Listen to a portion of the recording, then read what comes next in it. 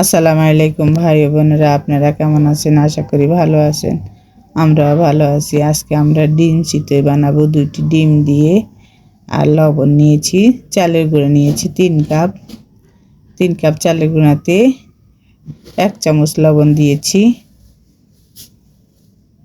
দিয়ে আমি ভালো করে মেখে নিয়েছি। মেখে এবার আমি হালকা কুসুম গরম পানি দিচ্ছি। অল্প অল্প করে পানি দিয়ে মাখবেন। এভাবে কষলায় কষলায় ভালো মতন কষলাবেন। ভালো মতো মাখলে চিতল পিঠাগুলো অনেক সুন্দর হয়। এবার আমি ডিম দুটো দিয়ে দিলাম। দিয়ে আরও কিছুক্ষণ মেখে নেব। একদম ভালো মতন মিক্স করে ফেলবো। দেখুন আমি একদম ভালো মতো মিক্স করে নিয়েছি। এই যে গোলাটা এরকম হবে। এবার আমি বানাবো। চিতল পিঠার খোলা গরম দিয়ে হাত দিয়ে দেখবেন। হাত দিয়ে দেখলে যদি হাত তাপ লাগে তাহলে বুঝবেন চিতল পিঠার খোলা গরম হয়েছে। এবার আমি পিঠাগুলো বানিয়ে নিচ্ছি। এভাবে ঢাকনা দিয়ে দিবেন।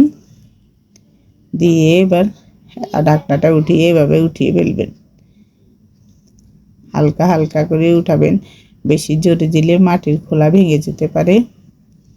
দেখুন কত সুন্দর হয়েছে। আমাদের একটা পিঠা হয়ে গেছে।